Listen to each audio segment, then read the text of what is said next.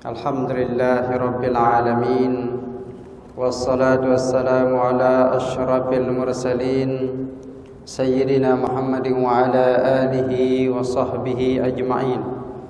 Allahumma aslih ummata Muhammadin sallallahu alaihi wasallam wa farrij an ummati Muhammadin sallallahu alaihi wasallam warham ummata Muhammadin sallallahu alaihi wasallam وانشر واحفظ وأيد نهضة الوطن في العالمين بحق محمد صلى الله عليه وسلم.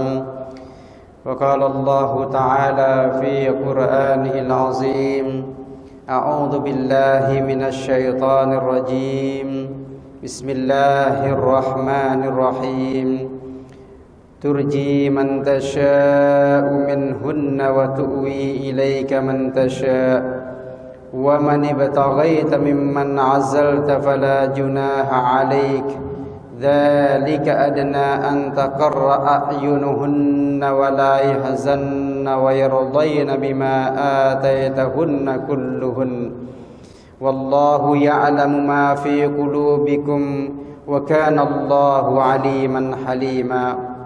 فقال النبي صلى الله عليه وسلم في حديثه الشريف: إن الله لا ينظر إلى أجسامكم ولا إلى صوركم ولكن ينظر إلى قلوبكم وأعمالكم. صدق الله العظيم وصدق رسوله الكريم ونحن على ذلك من الشاهدين الشاكرين والحمد لله رب العالمين. Pertama sekali mari sama-sama kita merafakkan puji syukur kehadirat Allah Subhanahu wa taala yang telah memberikan nikmat sihat kepada kita semua sehingga alhamdulillah pada malam hari ini dapat kita meneruskan kajian kitab Hikam Jawi. Berharap mudah-mudahan Allah Subhanahu wa taala memberikan keberkatan buat kita semua, menganugerahkan kepada kita pemahaman yang baik untuk dapat kita jalankan di dalam kehidupan keseharian kita. Amin ya rabbal alamin.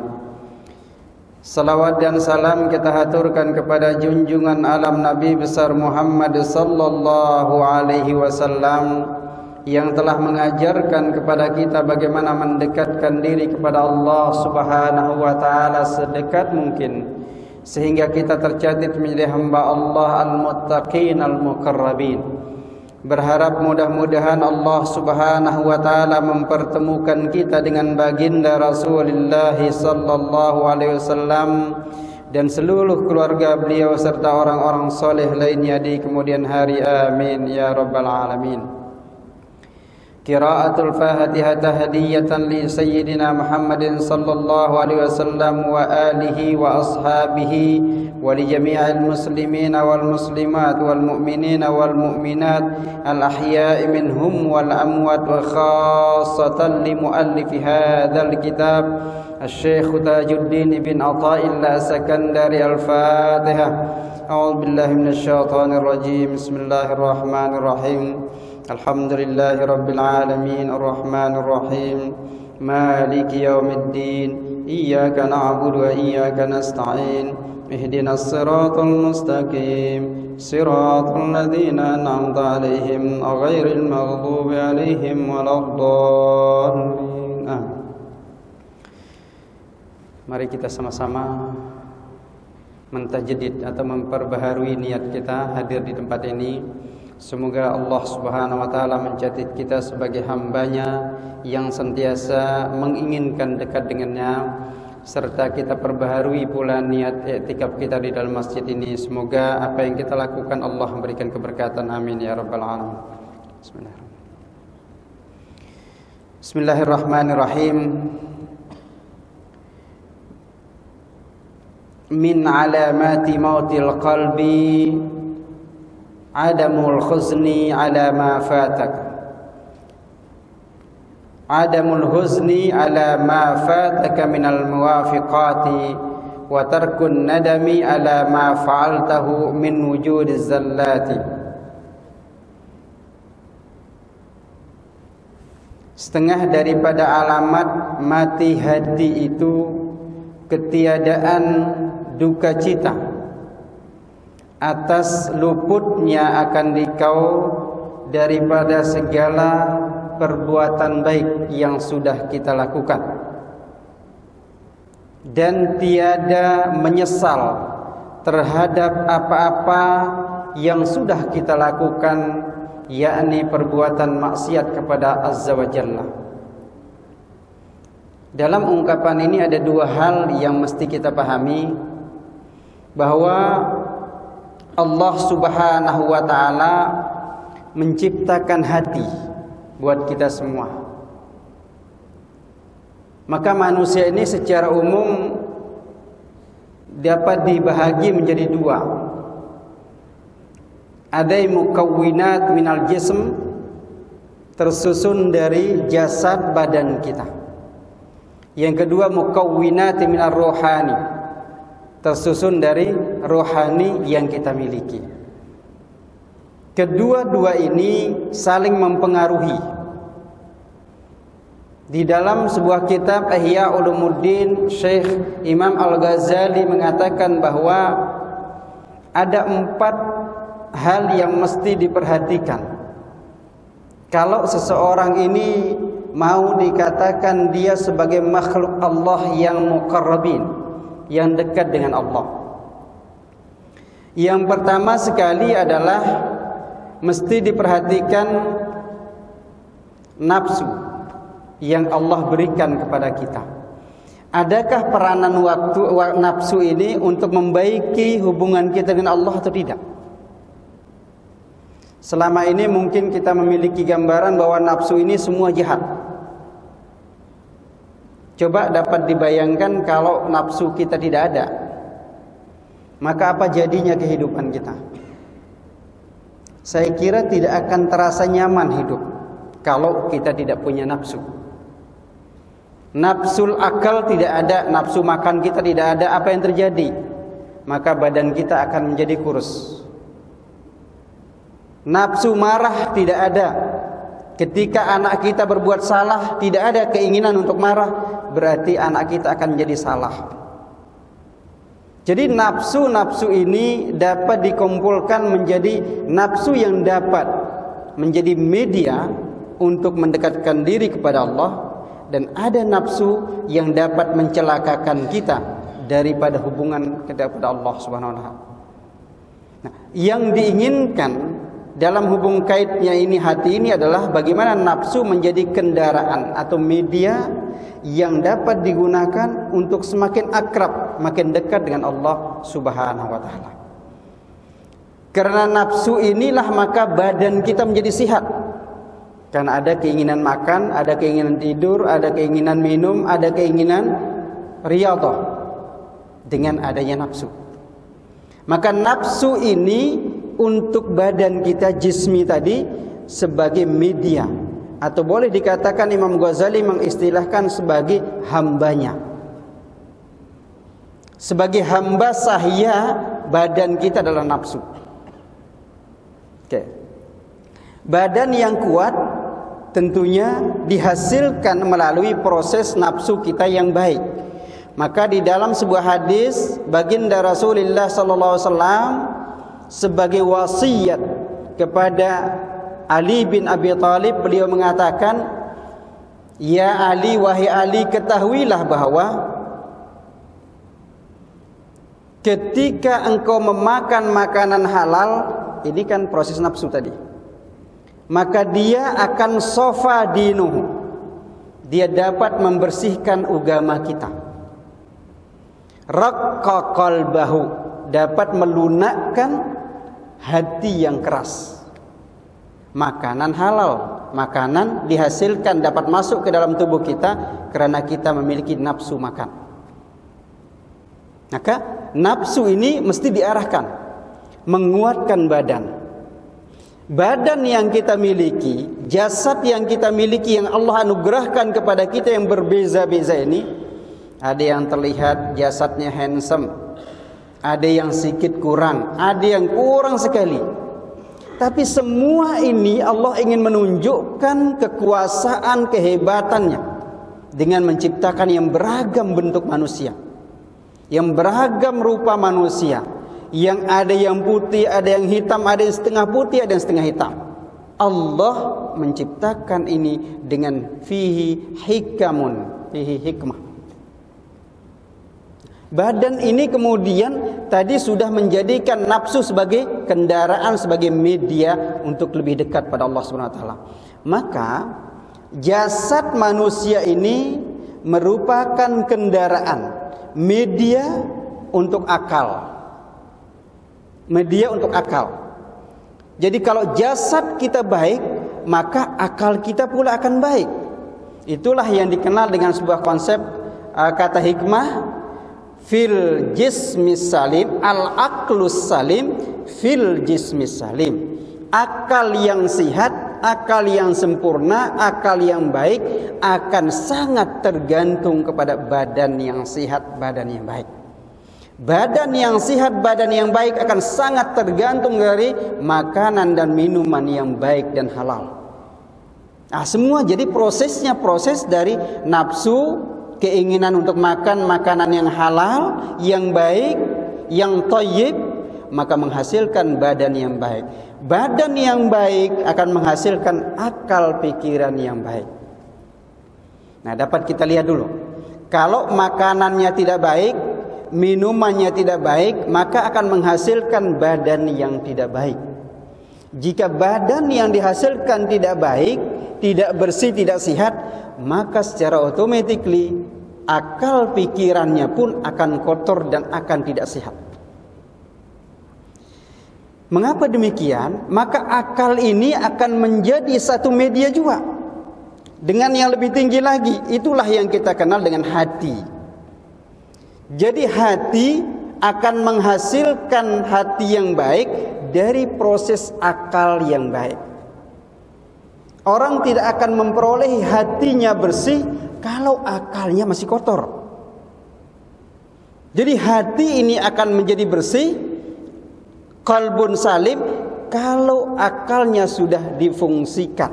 Maka Imam Al-Ghazali, Ali bin Abi Thalib dalam sebuah ungkapan beliau mengatakan, la dina liman la aqla lahu. Ay la ikmala dina ahadikum liman la yu'malu bi aqlihi. Belum sempurna iman seseorang kalau akalnya tidak difungsikan dengan baik. Nah, akal yang baik, maka dalam proses ini Syekh Daud bin Abdullah Al-Fatani dalam kitab Ad-Durrus Samin, beliau mengatakan ada 3 proses pencapaian untuk menghasilkan ilmu untuk didapati melalui akal yang baik. Yang pertama sekali proses ilmu itu dia katakan mestilah diperolehi melalui kesempurnaan indera kita yang 5. Ilmu akan diperolehi kalau indera yang 5 ini sempurna. Asbabul ilmi lil khalqi thalathun. Sebab-sebab ilmu diperolehi mestilah indera yang 5 ini sempurna, yang diistilahkan sebagai panca indera. Pertama apa? Indera kita pertama adalah apa? Indera yang 5 itu, Pak? Pandangan. Pandangan, bukan mata. Jangan salah.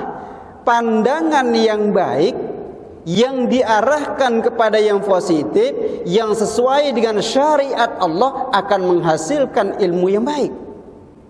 Pandangan ini menggunakan apa? Mata. Jadi mata itu media memandang. Bukan itu yang indera. Indera itu adalah pemandangan-pandangan hasil dari apa yang kita perolehi.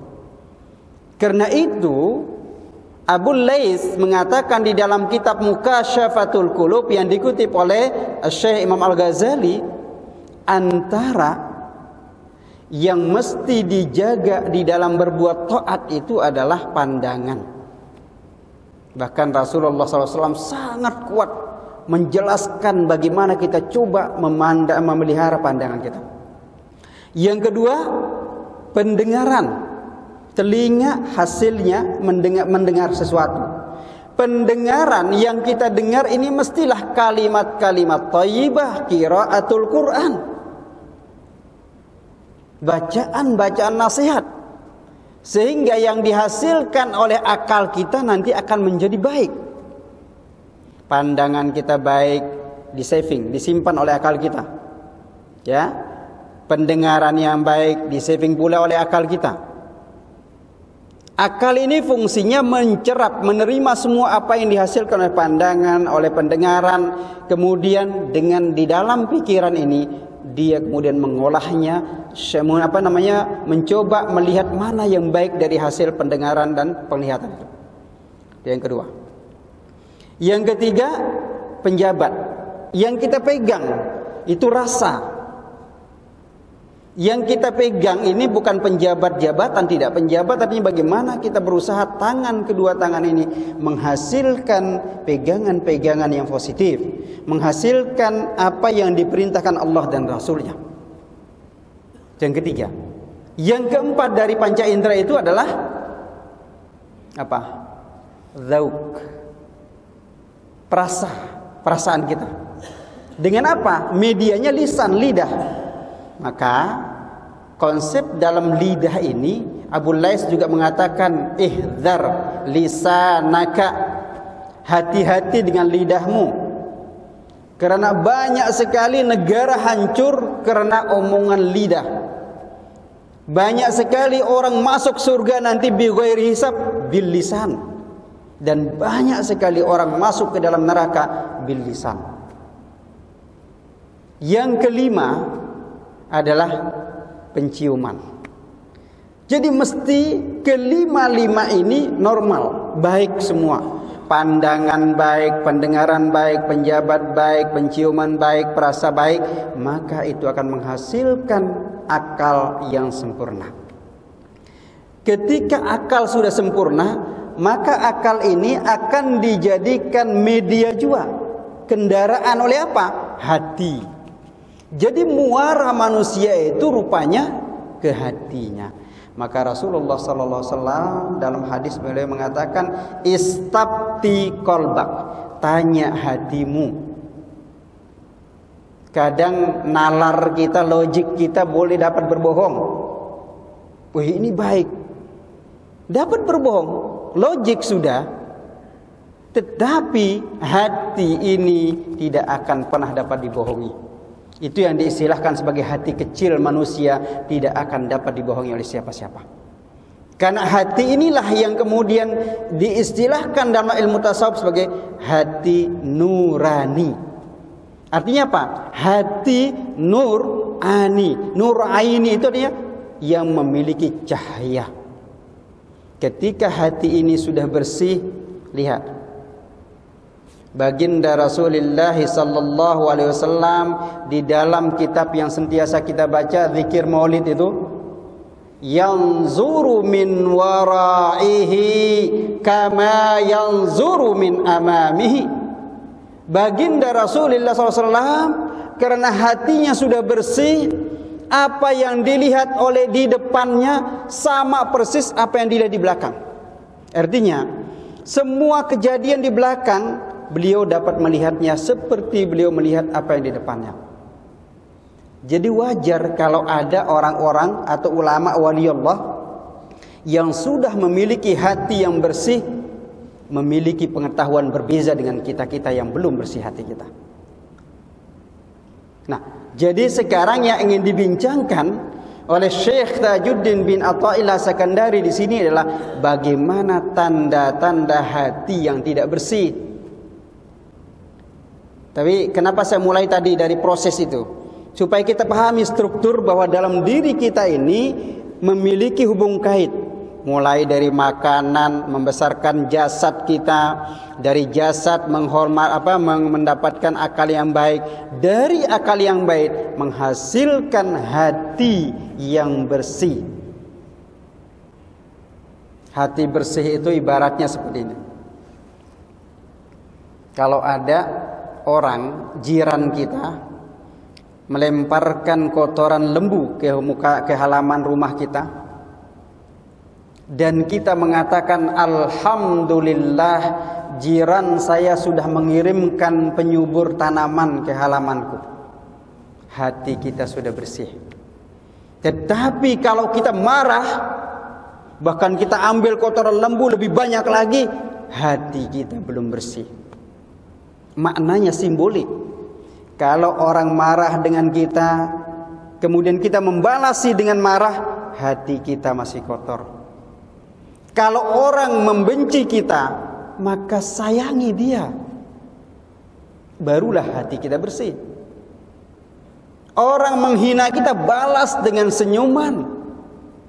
Lihat baginda Rasulullah SAW betapa dilempar dengan kotoran-kotoran, bahkan kotoran manusia, tapi beliau terus senyum, terus senyum. Akhirnya orang itu begitu sakit, baginda Rasulullah SAW orang pertama yang datang silaturahim, dan begitu sampai di sana, tadi orang yang selalu melemparkan kotoran itu bersyahadat. Begitu hebatnya at-tabassum, berlaku baik. Jadi jangan kita membalas. Oke. Dikatakan di sini bahwa min alamati mautil qalbi, tanda-tanda matinya hati. Ini yang disebut mati, bukan sakit. Imam Ghazali membagi hati menjadi 3. Hati salim atau yang bersih. Hati bersih itu mudah kita tahu. Begitu azan dikumandangkan, kita tergerak hati kita untuk segera datang ke masjid. Begitu malam sudah kira-kira setengah atau sepertiga malam, tergerak hati kita untuk bangun qiyamul lail. Saya teringat dengan ucapan firman Allah kepada Nabi Allah Daud. Coba kita perhatikan sekali ini, sehingga kita tidak masuk dalam konteks apa yang dikatakan oleh Allah dalam firman-Nya untuk Nabi Allah Daud. Apa kata Allah, firman Allah? Ya Daud, laqad kadzaba anni. Orang-orang ini telah berdusta, wahai Daud. Orang-orang ini telah berbohong kepadaku, wahai Daud. Manidda'a mahabbati, mereka mengatakan aku cinta padamu ya Allah. Fa idza jannal lailu fanama wa lam yastayqid. Tapi kata cinta yang keluar dari mulutnya tidak dibuktikan. Ketika malam sudah datang, dia segeralah pergi tidur. Aku datang pada malam hari, melihat mereka yang tidur, tidak ada yang terbangun. Mereka sudah bohong kepadaku, wahai Daud. Allahu Akbar. Jadi rupanya kita yang tidak bangun malam qiyamul lail itu dikatakan oleh Allah sebagai pembohong. Kita katakan cinta kepada Allah, bangun malam tidak. Padahal tahukah kita, qiyamul lail itu memiliki paling tidak 5 keutamaan, 5 kehebatan. Yang pertama sekali, Rasulullah SAW mengatakan orang yang qiyamul lail itu adalah orang yang akan dikumpulkan di hari kemudian untuk masuk ke dalam surga bighairi hisab. Masuk ke dalam surga tanpa perhitungan. Allahu Akbar. Orang yang kontinu sentiasa istiqomah dalam qiyamul lail. Dalam sebuah hadis baginda Rasulullah SAW mengatakan bahwa Abdalus salati ba'dal maktubati qiyamul lail. Sembahyang paling afdal setelah sembahyang fardu adalah sembahyang malam qiyamul lail bighairi hisab. Siapa yang tidak mau kita masuk surga tanpa ada perhitungan dari Allah Subhanahu wa taala? Masuk surga, nanti akan aku jadikan, kata Allah, satu tempat seluruh manusia ada. Maka fanada munadin, Allah kemudian memanggil, mana orang-orang yang selalu bangun malam itu? Silahkan kumpul, masuklah surga tanpa perhitunganku, tanpa hisabku. Maka berdirilah sebahagian kecil, kolil, sikit saja orang yang bangun malam secara istiqomah. itulah yang Allah anugerahkan masuk ke dalam surga bighairi hisab. Ini yang pertama hikmahnya. Yang kedua katanya bahwa Muhammad Ar-Rifai mengatakan pada malam hari setiap malam Allah turun membagi-bagikan rizki kepada orang-orang yang sedang sembahyang, yang sedang bermunajat pada malam hari. Allah bagikan rezeki. Wa yuharrimu 'alal manam, dan diharamkan rizki yang Allah bawa itu kepada orang-orang yang suka tidur. Coba, ini yang kedua.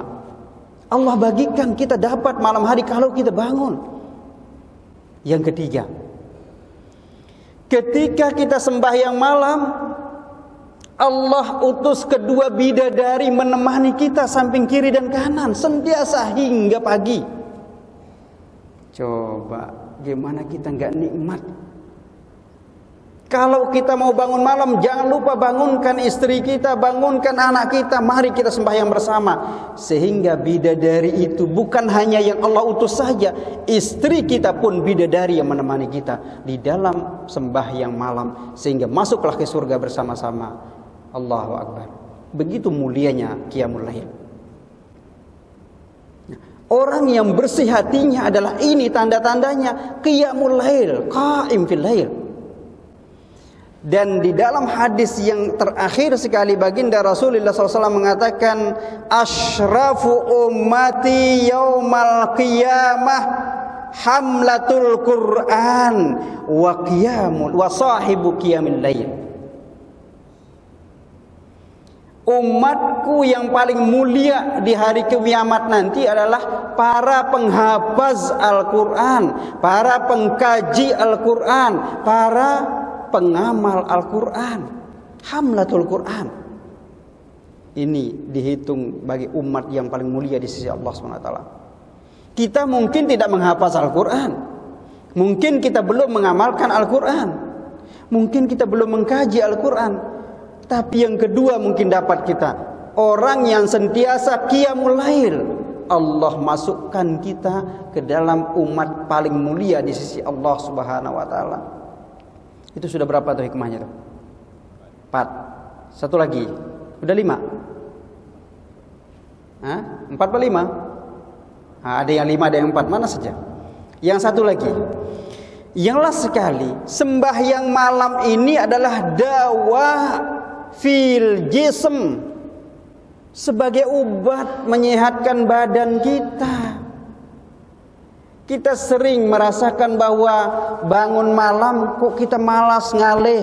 Padahal tahu gak, bangun malam itu adalah obat menyehatkan kita. Karena itulah alamat tanda-tanda matinya hati adalah orang ketika meninggalkan perbuatan-perbuatan baik, dia tidak menyesal terhadap perbuatan baik yang dia tinggalkan.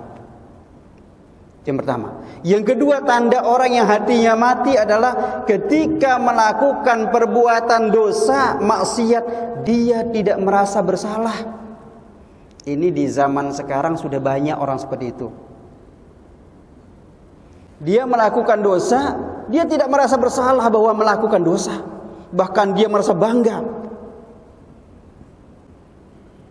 Kalau ini yang terjadi, na'udzubillah min dzalik. Orang-orang seperti ini jangankan masuk surga, mencium bau surga pun tidak akan pernah diperolehi. Kenapa? Allah sudah berikan badan yang sehat. Badannya mungkin handsome kalau laki, mungkin cantik kalau perempuan. Dia gunakan badan yang dia miliki ini untuk berbuat maksiat pada Allah Subhanahu wa taala. Allahu Akbar. Pemberani sekali orang ini. Padahal yang dilawan adalah Allah. Allah yang memberikan, Allah pula yang akan mengambil. Dan kita tidak tahu bila Allah akan mengutus malaikat Israel mencabut nyawa kita. Allahu Akbar. La na'rif. Tidak akan pernah kita tahu bila Allah akan mengutus malaikat untuk mencabut nyawa kita. Sayyid Ahmad bin Zainuddin bin Alawi Al-Habsyi Al-Husaini Asy-Syafi'i dalam kitab Ar-Risalah Al-Jami'ah Baina Usuluddin wal Fiqh wat Tasawwuf, muka surat 61, Beliau mengatakan famin ma'asil qalb, antara dosa hati kita ini asyakku fillahi ta'ala, ragu kepada Allah. Ya Allah, ragu kepada Allah adalah dosa hati. Hati kita sudah oke tadi karena diperolehi melalui akal yang sehat. Tapi begitu dia ragu terhadap takdir Allah, terhadap apa yang Allah sudah berikan, sudah ciptakan, dia ragu. Maka di saat dia ragu terhadap ciptaan Allah, keanugerah Allah pada dirinya, dia termasuk orang yang sudah berbuat maksiat secara hati. Yang kedua, wal amnu min makrillah. Dia sentiasa merasa aman dari makar Allah, dari apa yang Allah akan siksa dia. Padahal ingat, maka tadi orang yang selalu berbuat dosa, dia merasa dirinya aman, mudah kita taubat. Allah kan Ghafurun Rahim. Ingat, di antara senjata syaitan itu adalah dia memasukkan ke dalam hati manusia kata-kata, ingat Allah Maha Pengampun. Supaya apa? Supaya kita berbuat dosa terus. Kita katakan, nantilah saya bertobat. Sekarang ini masih muda.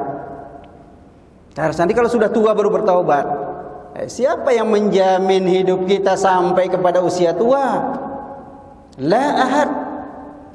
Imam Asy-Syafi'i mengatakan, kam min sahihin mata bi ghairi sababin. Berapa banyak orang-orang yang sehat jasmani, rohani, tidak kekurangan apapun, mati tanpa sebab. Wa kam min saqimin asya ilal abad. Berapa banyak orang yang sakit di hospital, bahkan belum dapat bangun sudah 2-3 tahun, belum mati. Allah yang memiliki urusan kematian itu.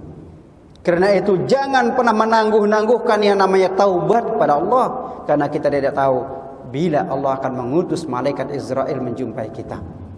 Jangan pernah merasa aman dari siksaan Allah, jangan pernah merasa aman dari maut yang sentiasa mengintai kita. Dalam sebuah ungkapan hikmah mengatakan, coba lihat, orang-orang manusia ini sama seperti lembu-lembu yang dipotong temannya. Pada hari raya Idul Adha, banyak lembu, banyak kambing disembelih, dipotong. Satu kambing atau satu lembu ada di sini, temannya disembelih di sini, dia lihat saja. Dia tidak berusaha kabur pergi. Sama halnya dengan orang-orang manusia yang mendengarkan berita kematian, dia tahu saudaranya sudah meninggal, tapi hatinya masih merasa terus hidup. Dia tidak merasakan akan dipanggil sama dengan saudaranya itu. Diibaratkan seperti lembu-lembu yang siap untuk dipotong, tapi dia tidak sadar bahwa kematian akan segera datang kepada dirinya. Wal qunutu min rahmatillah, antara tanda-tanda hati yang sakit, yang mati itu adalah sering putus asa terhadap rahmat Allah. Dia merasa bahwa Allah meninggalkan dirinya karena dia diuji terus dengan kemiskinan, dengan kelaparan, dengan ketiadaan harta, dengan ketiadaan anak, dengan ketiadaan harta benda.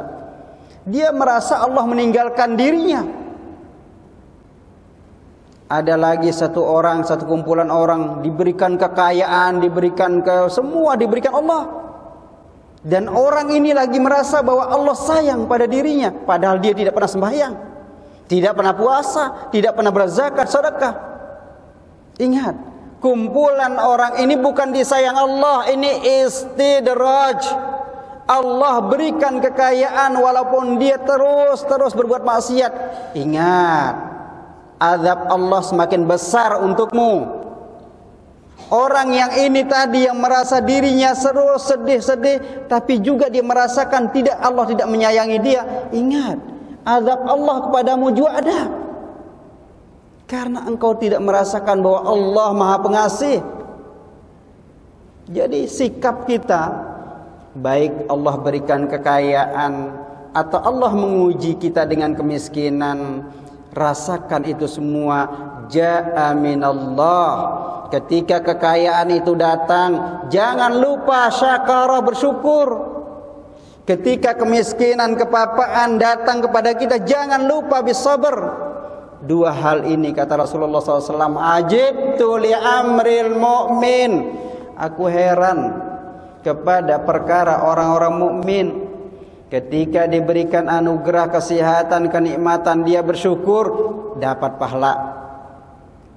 Ketika diberikan ujian, kemiskinan, dia bersabar, dapat pahala. Semua pada pahalanya. Berarti mestilah kita coba kembalikan kepada hati kita yang bersih. Istabti qalbak, tanya hatimu. Ketika hati kita mengatakan ini baik, insya Allah hati ini tidak akan pernah membohongi kita. Maka itulah yang disebut dengan hati yang lemah, hati yang salim. Pertama kali hati salim yang bersih tadi adalah yang merasakan hadirnya Allah dalam dirinya dimanapun, selalu merasakan pengawasan Allah. Kemudian hati yang sakit adalah hati yang mencoba kembali dan kembali melakukan kesalahan. Begitu dia taubat, kembali lagi melakukan kesalahan, hatinya sakit.